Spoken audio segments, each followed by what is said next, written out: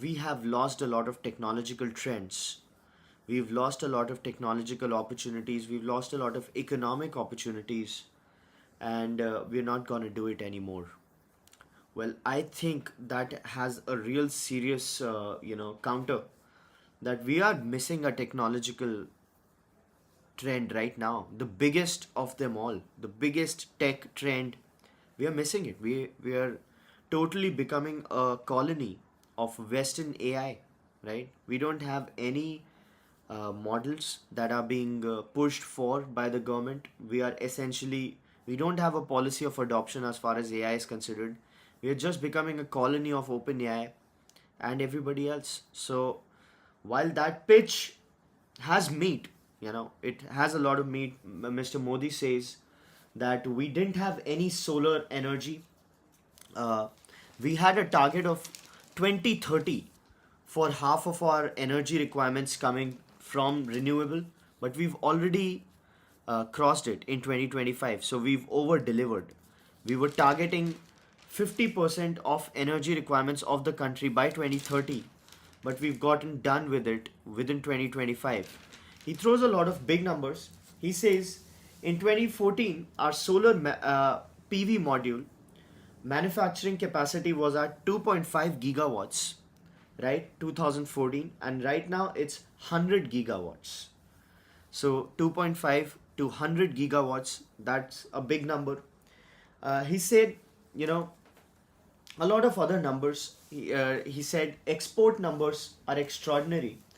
Our exports have crossed 3.25 lakh crores, electronics exports. 3.25 lakh crores, how much is that in dollars? 3 lakhs is some $36 billion, 36 to $40 billion. Yeah, so let's say $40 billion. Our electronics exports have reached $40 billion from merely 35,000 crores in 65 years. So that's a big number. Yearly agricultural exports have touched 4 lakh crores. 4 lakh crores is about $50 billion. And 800 crore vaccines manufactured. That's okay. So a few numbers about whatever the country has been doing. Of course, Mr. Nitin Gadkari also said uh, his numbers, his usual numbers, which are like logistics costs, have come down to 10%. They're gonna come down to 9% very shortly. US has them at 12%, China has them at 6%, and that's because of the quality of roads and the penetration of roads and the uh, you know reach that we've been able to have, or let's say develop, as far as logistics and transportation is considered. Some big numbers about Bharat's contribution to global growth will soon be nearly 20%. Uh, our fiscal deficit is estimated to reduce to 4.4%, which is a big deal. So fiscal deficit and current account deficit both were a big problem for the country, which have been tamed well. Airport in Delhi has also entered the elite 100 million plus club of global airports. Annual passenger handling capacity of this airport is over 100 million. 100 million is essentially 10 crore people, and so on and so forth. So a lot of numbers that have been, thrown as far as the whole missile play is considered. Of course, Jandhan Yojana is the most successful banking for all Yojana. Ayushman Bharat is the most successful uh, insurance scheme. Then there is, of course, uh, a- basically Jandhan has been probably the most important lever for the country, because the Banking for All initiative, which was Jandhan Yojana, essentially spearheaded the whole fintech revolution. Right? Without Jandhan, there would have been essentially India was an unbanked country, right? So Jandhan, Ayushman Bharat, and Mudra scheme, and so on and so forth. Decriminalization. So they're saying that they've decriminalized 300 minor offenses, and their goal is to go up to 1355. So obviously they want to deregulate. When I talked to Sanjeev sir yesterday, he said just basis deregulation will unlock like 2% in GDP growth. So he believed that if we could just deregulate our economy, we'll get like 2% in GDP increment. 2%. So that's a big number. So they are talking about deregulation. They are talking about less of Babu Shahi. Uh, Apart from that, yeah, automotive exports for 50,000 crores. 50,000 crores is roughly $6 billion. 1.2 lakh crore of in 2014, $6 billion, and now it's 1.2 lakh crore. So it's basically doubled. So a lot of numbers which Mr. Modi threw, and good numbers. Nobody can take them away. They are indeed very very solid numbers. However, the missed bus thing just makes me a little. It gives me an itch because we are missing the biggest bus of all time as we speak, right? So we missed the internet bus. Essentially, we couldn't create the products that we could have. We couldn't create. We missed the social networking paradigm, the whole semiconductor paradigm, which Mr. Modi says. Then we are now looking at missing what is perhaps the biggest wave of all time. And if your pitch is miss bus or not missing any bus, then there are a lot of questions on what you're gonna do now, right? What's the play? Server May I didn't really work out, and there's no adoption play for Server May I. So it's not like the government is promoting Server May I for its PSUs or whatever. It's giving it away for free so that people can use it and so on. So nobody, essentially, minimal downloads, absolutely dead on arrival kind of a reception. So it's a big problem. We should not be a data farm for these big tech, ultra big tech, like mega companies. We should have something to speak of as far as our thing is considered, which we don't have right now. Mr. Gadkari said green highways, logistics cost, warehousing costs, road, and so on and so forth. Automotive sector, ethanol blending. Then a lot of people talked about renewable energy, fast growth in renewable energy, and so on and so forth. So a lot of big talks that happened in this summit, uh, which is necessary. Which is necessary because thoughts become words, words become action. So if we are talking about a 5 trillion economy and an Atmanirbhar and armed Bharat, India trains guns on being world-class exporter, Mr. Rajnath Singh is saying.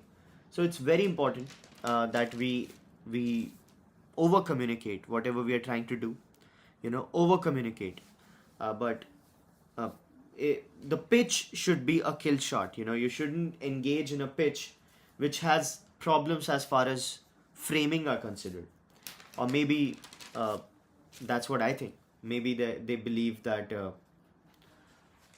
the pitch is okay. Missed bus is not a bad pitch at all. That's what Mr. Modi thinks, and he's of course the best pitcher of all time in India, most successful politician of all time, 3 times CM, 3 times PM. Nobody can come close. So maybe he's reading something that I'm not, and I'm very likely to be wrong when it comes to this reading of the situation. However, let's move forward. That was the WLF event that ET did. Big event, great event. Sudarshan Chakra hits Sky Maiden fly successful. So they tested an AIWDS. Mr. Tiwari writes something. AI GPU are big infra issue. We have less GPUs. Of course, like, China has come out with something called DeepSeek, right? And they did that. They basically came out with that and it shook the AI world. Like, it shook the AI world, and that's not an over exaggeration.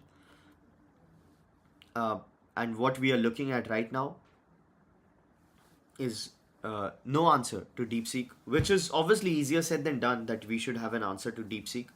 But there's nothing in sight, which is, as far as missing waves is considered, that's a big wave miss, right? But anyway, let's move forward. So this AIWDS, which is IAWDS, Integrated Air Defense Weapon System, that has been multi-layered system designed to defeat threats such as aircraft, missiles, and drones. It has been successfully tested, and Next step is ballistic missiles test. Following the successful test, the defense minister complimented DRDO and armed services. So there's always a news as far as the defense sector is considered, because that's something very, very high priority for this government and for the country. And I've always said that we really need to speed up the defense play, because defense is, US should not be the only player, or let's say now China should not be the only player to have a military industrial complex, right? We need that military industrial complex as well, because uh, defense manufacturing leads to a lot of offshoots, a lot of branches, which get developed because of the whole nature of project. Defense as a project cannot be something that people outsource, right? It's sensitive in nature, so you develop a lot of skills, develop a lot of special skills which you wouldn't otherwise. Like a lot of manufacturing industries get spurred up which are not even related to defense. So let's say defense as an industry begins and starts, buying components and so on and so forth. Now those component manufacturers have a spillover effect, right? People working in those component manufacturing companies start their own companies, which are uh, absolutely different. So that's how innovation gets spurred, right? People talk about IP led innovation. How does IP led innovation happen, right? There needs to be a motherboard. When I say a motherboard, it's like a platform where something happens, and then people working on that mothership, they branch out and they create their own stuff. So that's how things happen. Defense is very, very important. And let's hope that the next budget sees the defense spend as a percentage of GDP going up. Right now it's 1.9%. The recommended range is 3% to 3.5%. China is somewhere there, about 3%. Pakistan is also high. India needs a lot of push there. So let's see what happens. Moving on. There's a report that they've done for ethanol 20. A lot of social media chatter is on, so people are not buying the science argument. You remember when first this discussion came up, and these bodies came up with like, hey, these assertions are lacking in science, right? And that's when I said that, well, how do you call bullshit, right? When somebody tries to obfuscate uh, clear logic and anecdotal evidences by science, by sort of invoking authority bias, right? When somebody starts talking science, quote unquote, right, what is he trying to do? That person is essentially saying that, hey, in this particular thing, I know something that you don't, and you don't have this information, and you can't even understand this information because I have a control on this particular information, which is science. And since you don't have access to science, you just accept what I'm saying, right? So whenever somebody says science in an article, if you read somebody that, hey, this is not science, just know that that person is full of shit, okay? Even with good intentions, because that's not how you frame an argument, right? So now these people are talking about having tests done. Now that's not science. They're saying that we tested it out, and the drop is somewhere around 2 to 5%. However, the rubber gaskets, the hoses, the pipes, and so on and so forth do get worn out, do get problems, but not immediately. So they are beginning to accept that ethanol 20 causes problems to vehicles, if not uh, as much as people are claiming on social media, significantly. But the fuel efficiency drop is 2 to 5% is what they're claiming right now. And they said this is majorly because of ethanol's lower calorific value. Calorific value is the amount of energy you get when you burn something. So ethanol has less calorific value, and then the lower temperatures lead to some sort of knocking issues in engines. And they say the reason why the drop cannot be extraordinary is because these companies have been compliant with E20 since 2009. Right now, this is radically opposite to whatever the companies have been saying and people have been saying. So the companies have been saying that vehicles before, you know, 2023 do not are not ethanol 20 compliant. They were ethanol 10 compliant. So that particular bit is on. uh, Mr. Tarun says, if a good research comes out by Diwali, then car sales are gonna drop. No, no, they're not gonna drop, they're gonna pick up, right? Because now the cars are equipped with ethanol 20. But the problem is that the government is really bullish on ethanol. So it's not going to stop at ethanol 20, it wants to go ethanol 28, right? So now when you're buying a car, you'll have to check whether it's ethanol 28 compliant, or let's say whether there's something more to it. Let's say Mr. Nitin Gadkari said that we're going to go ethanol 100%, right? Now, is your car ready for something futuristic as far as next 5 years or 10 years are considered? Maybe there's something more, right? I don't even know if there's something more than ethanol 28 right now as far as manufacturing compliances are considered. But if there is, you've got to get that rolling. Otherwise, it's going to be a bit of a problem, right? So, Mr. Tarun, the car sales would not drop because this will essentially lead to knocking of old cars. Mr. Tarun says, and farmers are growing more sugarcane, which is water hungry crop, and water tables are already low. That's an interesting second order effect. But farmers are growing more sugarcane. I don't know the number of that. They're definitely making more money. Sugar revenue is up, because ethanol comes from here. And I don't know if they're actually growing more sugar. I know the price of sugar canes uh, as a commodity have gone up, right? But I'm not sure if the supply is going up, because if the supply is going up, the price will plateau. So I think we might have to look at the data, but that's a very interesting line of thought. That's exactly the kind of thinking that leads to prediction of future, second order thinking, right? You're doing very well, Mr. Tharu. Moving on. Listed realty firms logged nearly 53,000 crores in Q1 bookings. A lot of big companies, a lot of Bangalore-based company called Prestige emerged as the leading listed player with pre-sales of 12,000 crores. DLF, country's biggest realty firm, second position 11,400. Godrej 7,000. Lodha 4,500. Delhi Blaze Signature Global 2.6 thousand. Mr. Tiwari says, I know sugar farmers in UP traders are making money, not directly farmers. Yes, Mr. Tiwari, that makes sense because farming right now, unfortunately, is with the whole one. What is that called? The mandi market. There is a word for these people, right? Ahati, something of that sort. It was a big deal during the farm protests and stuff. Couldn't happen. Otherwise, farmers could have directly been dealing with companies and so on and so forth, which could be doing that. Contract farming, as it's called, couldn't happen. But anyway, so by the way, Signature Global, the founder and MD of Signature Global, added me on LinkedIn after I wrote that research on Lenskart, right? That was huge, and I said, sir, I would like to talk to you about my AI startup. To which I got no reply. But moving on.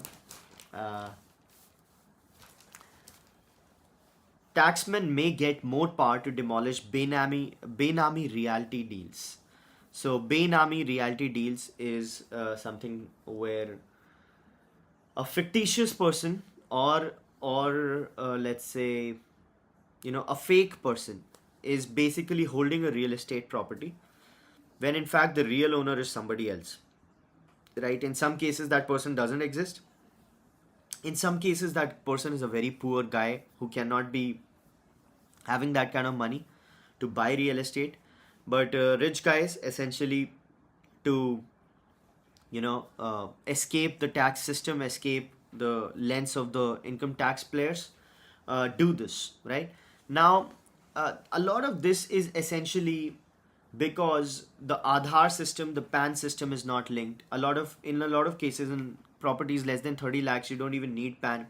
So a lot of these people don't have PAN. Then there's an insight portal which can access Aadhaar but not PAN, right? So people are asking to actually let the PAN thing access. But a lot of these problems are not being able to get solved, right?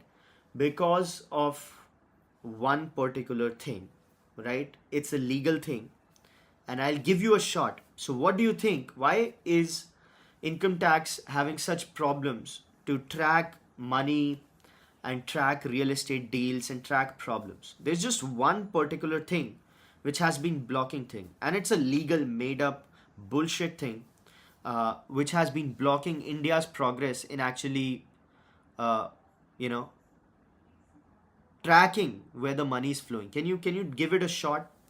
It's a legal thing. It's a made up thing. It doesn't hold any value, but it has stopped government's ability by leaps and bounds in trying to track this flow of money. Right? It could be a hard guess, but the answer is privacy. Okay. Now, privacy is that particular bit where government, where legal guys, these NGOs and these activists, and basically privacy laws have been stopping income tax guys from essentially being able to track that. So even in this case, the inside portal cannot, they're asking for a view only access to Aadhaar because some people don't even have PAN, right? Ideally, Aadhaar should have been a gateway for these people to capture all that information. Now, my problem with privacy laws and let's say privacy activism is that privacy is a myth, right? Privacy is a scam. Do you think privacy exists in this modern world? Do you think there is any privacy whatsoever? You know, when you're talking on WhatsApp, when you're using big tech, whenever you're doing anything, do you think there's any sanctity of, let's say, privacy as a concept is considered? It's a lie, right? Every bit of our movement, every bit of our speech also is getting recorded. People say that, right? That when they're just talking about something and suddenly they go to the internet or Facebook and you know uh, they're seeing those ads even before having done something like that, right? Before having made that search. So privacy is a lie, but that particular lie is uh, stopping the government from actually uh, stopping a lot of bad activities because of that particular privacy standpoint. So in my mind, a lot of it might just be, uh, there might just be cause and effect relationship here, if you know what I mean. I won't say that because not big on conspiracy theories, but yeah. Moving on, tire industry likely to see 7 to 8% growth this fiscal. Domestic tire industry, JK Tires, Mr. Singhania said, remains an export heavy manufacturing sector, outbound shipments surpassing 25,000 crores. We are exporting a lot of tires. Indian tire industry expected to achieve 7 to 8% growth on the back of strong domestic replacement demand despite muted OE, original equipment offtakes. So whether or not cars sell, whether or not cars sell, tires have that kind of predictability. So tire manufacture and even the outbound shipments are growing. So tire industry is going up. And a reason why tire industry has been okay is because the crude has been very, very kind lately. So the the component, what's that word called, right? Material costs essentially have been, nice. So that's a very good news for the tire industry. JK Tires, a pretty big company there. Singhania's 100-year-old company, right? $4 billion group. Anyway, Dream 11 is looking at terminating its BCCI sponsorship, jersey sponsorship. Well, this cannot be done unilaterally because there's BCCI involved and there are terms and whatever contract agreement norms and so on and so forth. So even if their business is dead, they cannot essentially just pull out of the agreement. But I think bilaterally it makes sense that BCCI allows them. Otherwise, it's just gonna be loot, right? The company's business model is gone. It's been regulated out of business, and even then you're charged for it. The online money gaming law prohibits promotion, advertising, and sponsorship of real money gaming platforms. So it's done. New law likely to fuel shift from RMG to esports casual games. Now, the government says, and a few players are saying, that real money gaming, the ban on real money betting, let's not call it gaming, real money betting, that's gonna lead to spurring of an activity as far as esports casual gaming is considered. Now, esports is a very big avenue. It's esports. It's like competitive gaming, right? They are holding Olympics for esports. That's a huge thing, and casual games. Now, that esports, yes, there is an avenue, but casual gaming as an industry is a very creative and a very high on intelligence and a very difficult business to crack, right? We've talked about Rovio, we've talked a lot about Activision and so on and so forth. These great gaming companies, they are like innovation labs, right? They create worlds.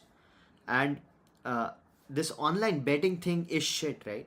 So there's a lot of money in filth and there's not a lot of money in actual work, right? So gaming as a business is actual work, while betting is just filth work, right? So easy money in filth.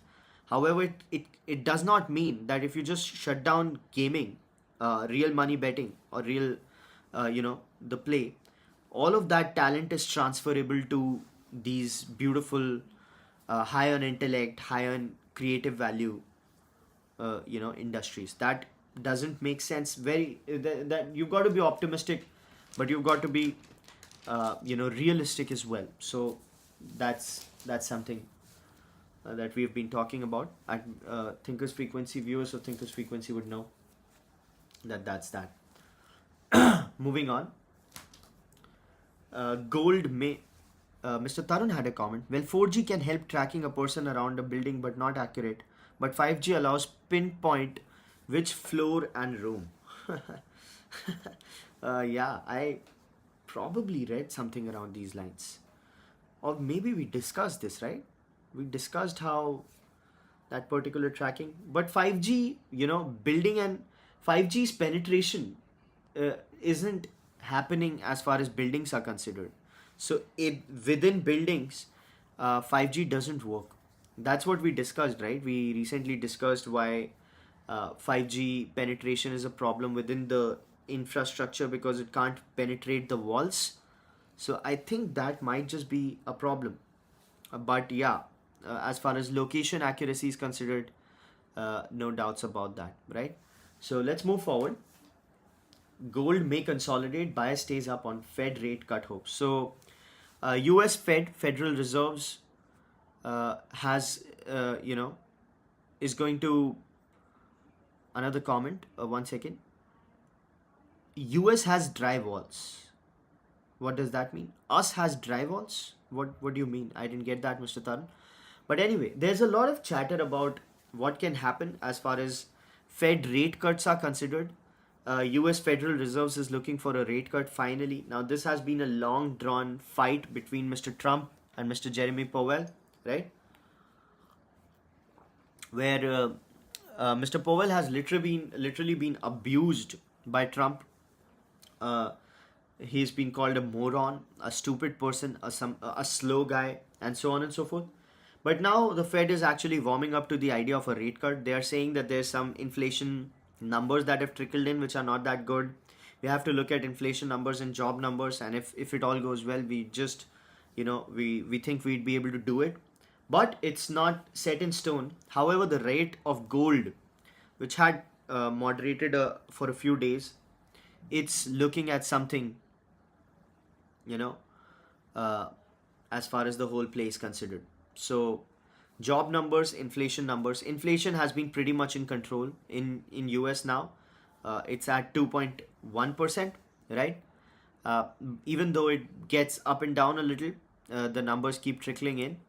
But overall, inflation has been, Mr. Trump has said US has no inflation. So that's that. But job numbers are always trouble, right? So US had a bit of a trouble as far as reconciling its job data is considered, and then the person who was responsible for that got fired because of wrong information. So they don't have that sorted. But it looks like the rate cuts are gonna happen and they're gonna affect the gold. Well, gold is gonna be strong till there's geopolitical instability, Russia Ukraine war, and other wars. So if there are other wars, gold is always gonna pick up. When there's geopolitical economic instability, gold is gonna pick up. That's why all the reserve banks of the world are stocking up gold.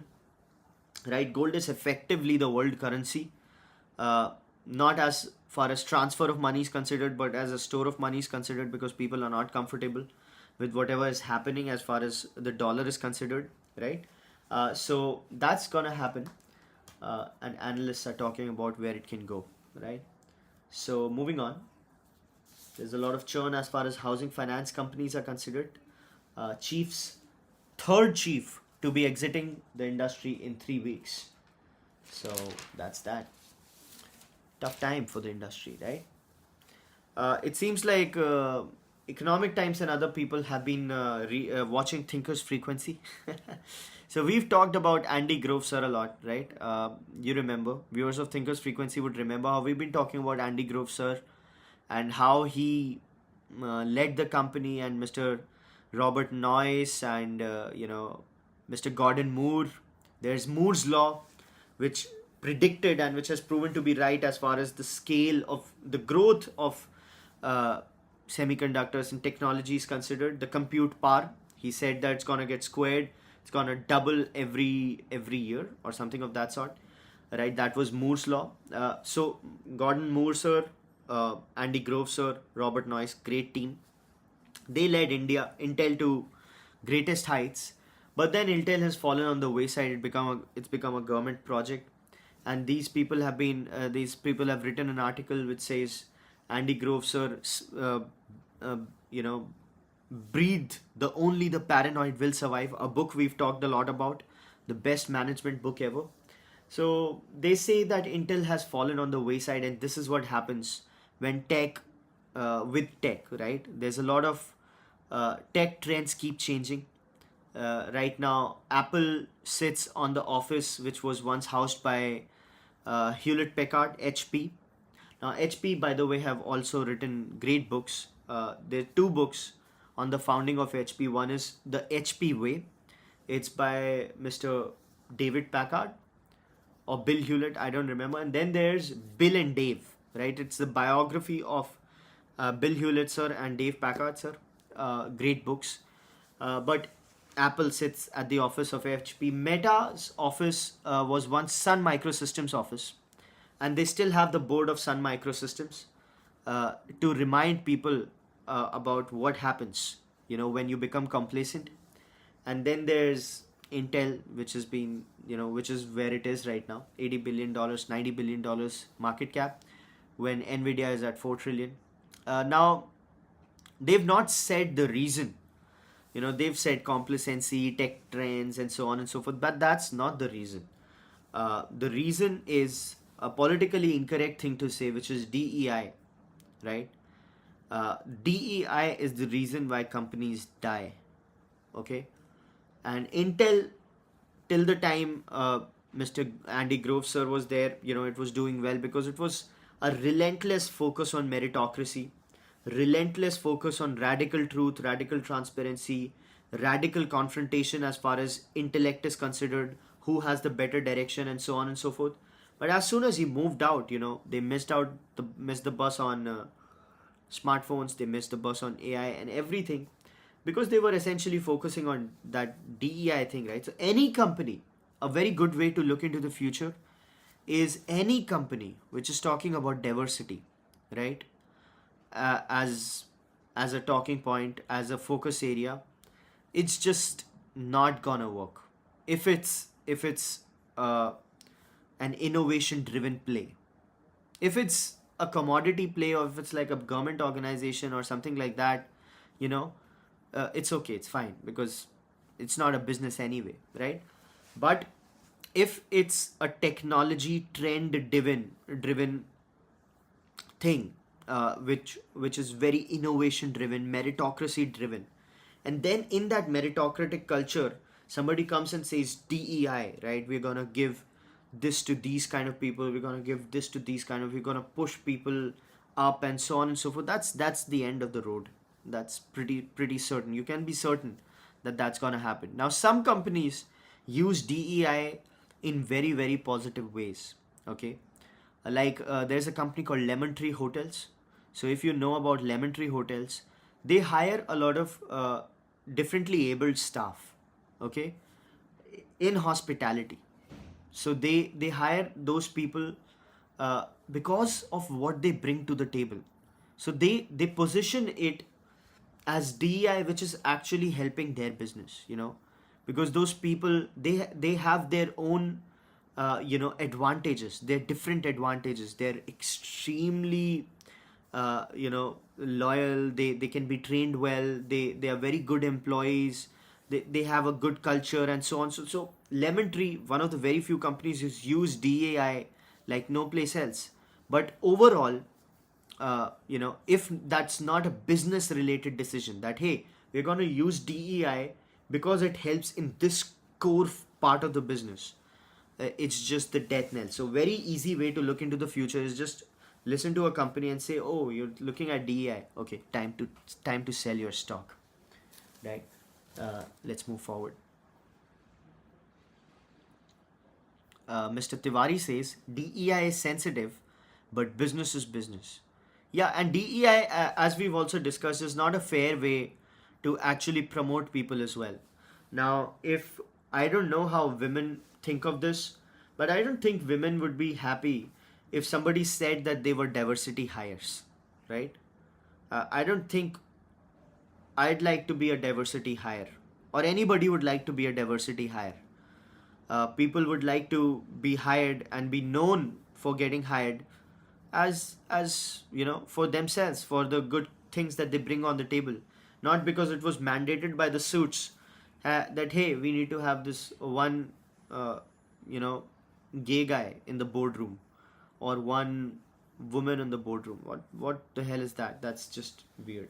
Anyway, bubble risks grow as China bull run defies eco angst.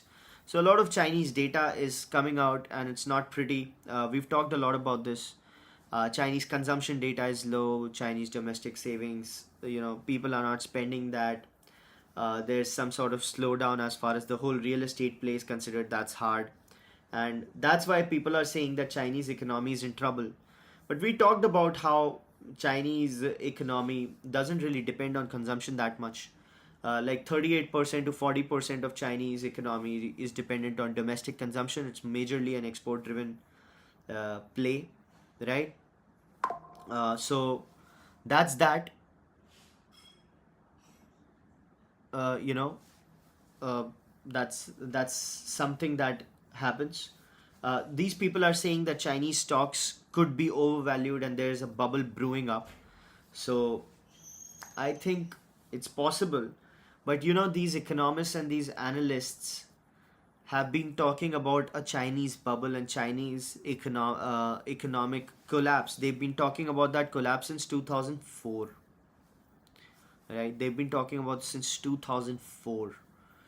And since 2004, Chinese economy has grown like, it's like doubled. Not even doubled, it's almost. What was China's GDP in 2004? China GDP 2004. It was 2 lakh crore, 2 trillion, right? Right now it's 17 trillion. So it's basically almost 10 times, right? It's grown 9 times since 20 in these 20 years. And economists like Paul Krugman have been saying that China is going to crash. So obviously, China is more resilient than we'd like to believe. But moving on, Anil Ambani getting notices. Bank of India also labeled his account as a fraud, 700 crore loan. Mr. Anil Ambani not getting a respite from all the troubles. Moving on. Nvidia in focus after raises rate cut hopes. Well, we've talked about that. NPA provisioning at a three-quarter high. Private banks take the brunt. Public sector banks yet again ahead of private banks as far as NPA provisioning is considered. NPA provisioning is non-performing asset provisioning. That is the percentage essentially which is seeing some sort of defaults brewing up, right? NPA accounts becoming NPA. But the collections are gonna pick up and it's gonna get better in the next quarter. That's the thing. PSBC lower provisioning in June quarter, which saw Kotak and so on, and twofold jump in loan loss provisioning. Slippages in MSME biz expected to slow down. So we've talked about this, that this particular quarter would have been difficult, and these items, these information pieces, keep confirming what we had predicted, right? RBI may not change stance but adjust a bit. So we discussed this. Do you remember what we discussed about the RBI writing a paper on Thursday saying that we want to look at the 4% inflation target, whether it's set in stone or whether we can change it, right? Do you remember that? That RBI was thinking about, right now it's 2 to 6% with 4% in the middle, right? That's the target, that's the inflation goal. But they were thinking of changing it because it was set in like 2016 and it's 2025. So it's been a long time. So they were looking at that, but everybody said, according to this particular piece, that we don't need to do that. You don't need to change the goalpost when everything is aligned as per that. And we had said exactly the same thing, that it doesn't make sense to actually change the inflation target at this particular stage. What do you think? Can we say a hooray for the right prediction? Do you remember this piece, right? We discussed how RBI was going through this and so on and so forth. And we said, I don't think it's gonna happen, that anything, this discussion moves forward. This paper, while exploratory, is not gonna go ahead. And that's what, framework is under review, but opinions differ on targeting retail or core inflation, but growth could be a factor. So I don't think it's gonna happen. Core inflation, vegetables. Some people are saying that vegetables are very volatile. So you could look at something which excludes vegetable from the inflation play. So that's also a perspective. Moving on, and that's obviously not gonna happen. Emerging assets to pull ahead of developed peers. Well, that's never a surprise. Never a surprise. Gaming regulation rule may sink billions in VC money. Well, cheers to that. Cheers to that, right? Biostimulant industry urges government intervention amid trade barriers. So biostimulant industry is essentially, they make products which help growth of crops and so on and so forth. That's biostimulant industry. The National Biostimulant Industry Federation called for government intervention to address regulatory bottlenecks in domestic markets and high tariffs abroad. Essentially, seaweed and humic based products comprise 70% of the global 6.2 billion biostimulant market. Seaweed cultivation, lignite rich regions for humid acid attraction. Right? So, coastline suitable for seaweed cultivation. Yeah. So, they are looking at some help. They say we don't need subsidies, sir. We just need some clear mandates on how we can go forward, because this is a big market and we are losing out on domestic demand. And also, by the way, something similar is happening as far as the whole vegetable oil body is considered. So vegetable oil has had its input tax credits blocked since 2023, 22, 23. That is essentially hurting their working capital, and they're saying that we are getting hurt. So the GST refund restrictions that had been placed on them, they're asking them to get, to actually make them free.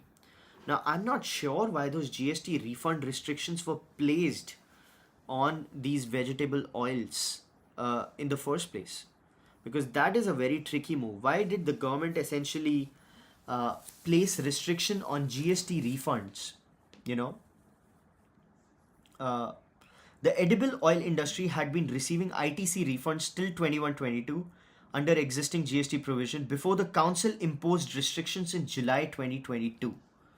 Now, that is a very, you know, weird thing.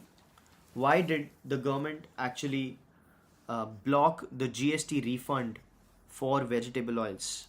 Let's just search for it. I tried searching for it. I didn't find the good answer, but I searched on Google. So let's try Chat GPT, right? Why did the government block GST refunds for vegetable oils in 2022? Let's look at what Chat GPT has to say. Mm-hmm. Discontinue refunds of accumulated tax credit for certain flowing goods. Why? Inverted duty structure. Under GST, edible oils were taxed at 5%, while key our ingredients are taxed at 18%. That's okay. Created a situation where manufacturers incurred higher GST but collected less GST on the output product. Okay. Policy move to address inverted duty structure. Okay.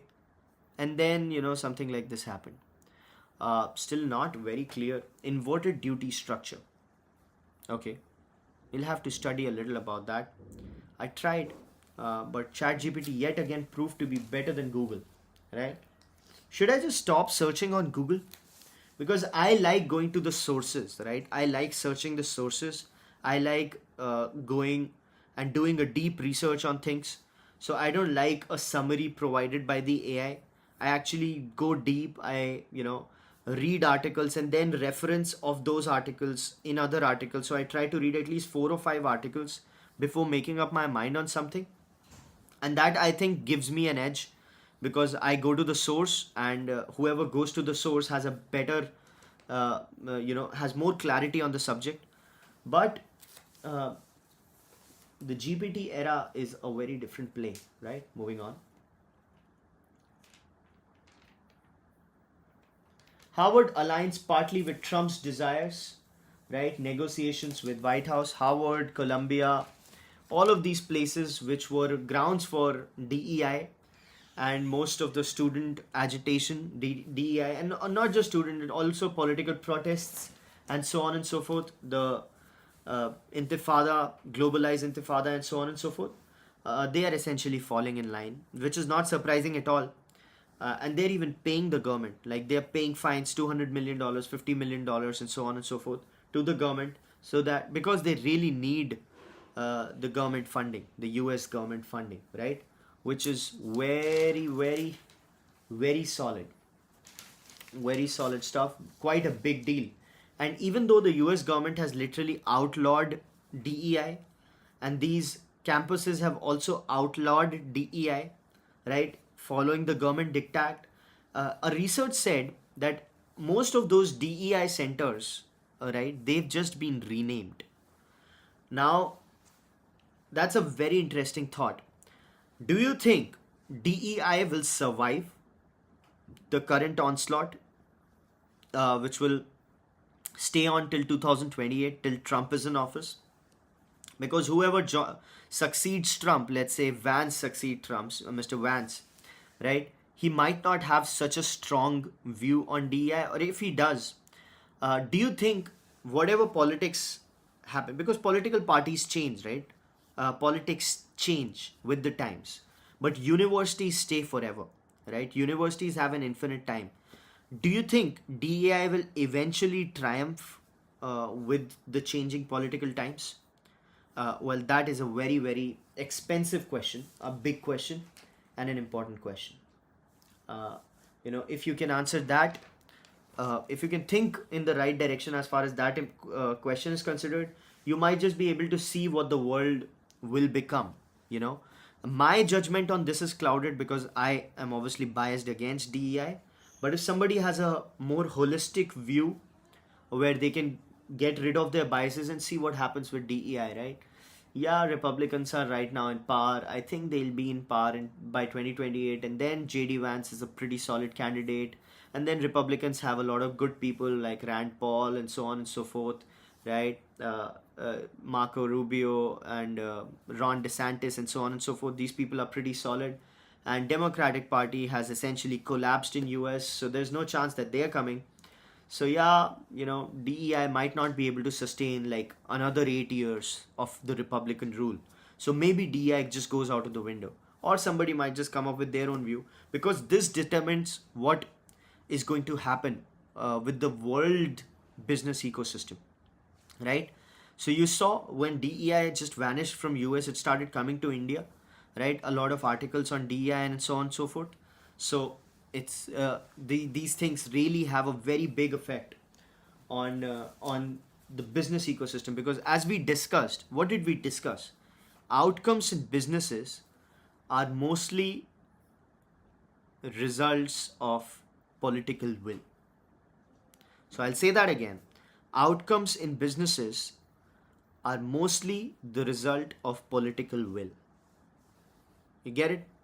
That's the reality, right? Businesses might think that they have a life of their own, and they decide their destiny, captains of their soul, winners of rulers of their destiny, but that's not what happens, right? India has a semiconductor industry right now because the political will said so.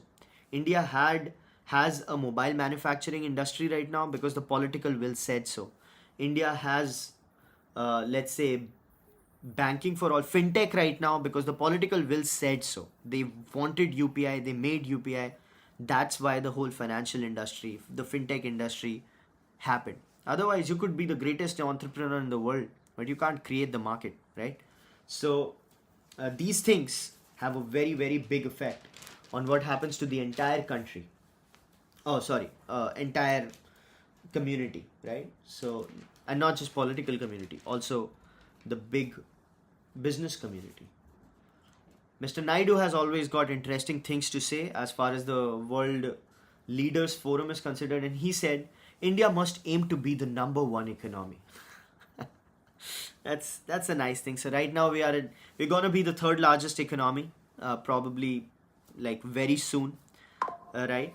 And if we are the third largest economy, the next, and we'll be like a 4.2 trillion, 4.5 trillion, whatever.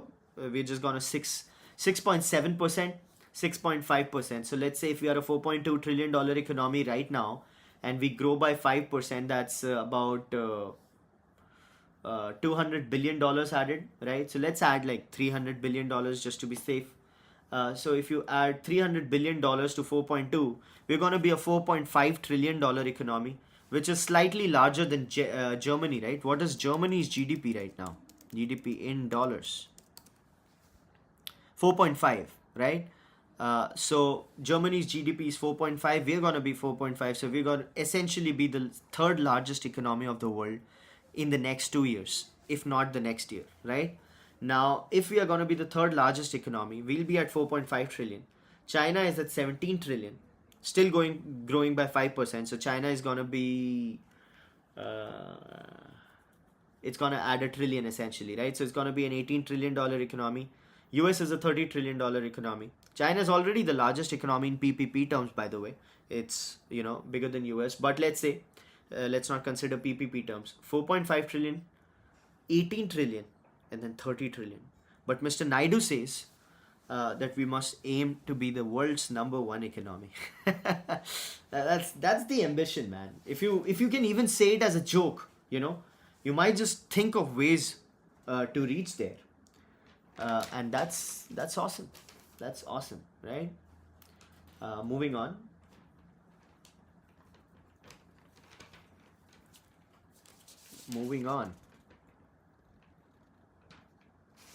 There's a lot of Bollywood transformation. Apparently, somebody thought it was a good idea to bring Janvi Kapoor, Siddharth Malhotra on a world's leadership forum and talk about the business.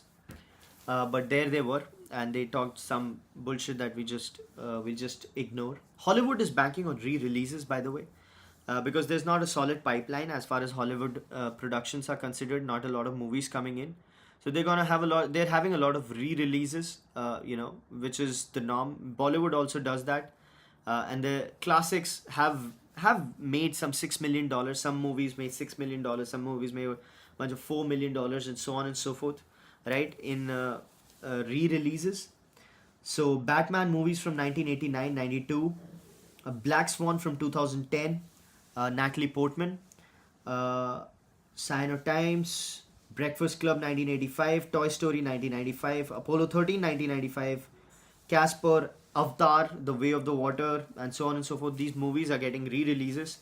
Some movies even made some money. Pride and Prejudice, Brokeback Mountain, 2005. Pride and Prejudice got 6 million, you know, 16% of its total original box office, and so on and so forth. This is majorly because, you know, they don't have a great pipeline right now. It's a universal thing, but let's hope something happens as far as the cinema scene is considered. Moving on, an all-female hacker house logs in to break into AI's bro code. Again, a DEI story. Female founders in AI looking at investments. Why would you insult a founder by saying she's a female founder, right? But that's just me. Maybe I'm wrong here, but I'd love to know your views on that. And with that, we'll come to the end of the 92nd episode of Thinker's Frequency. 92nd. 92nd is a huge number. Right? Our daily mental workout, our daily dose of insights and analysis which don't lead to paralysis right before we punch in.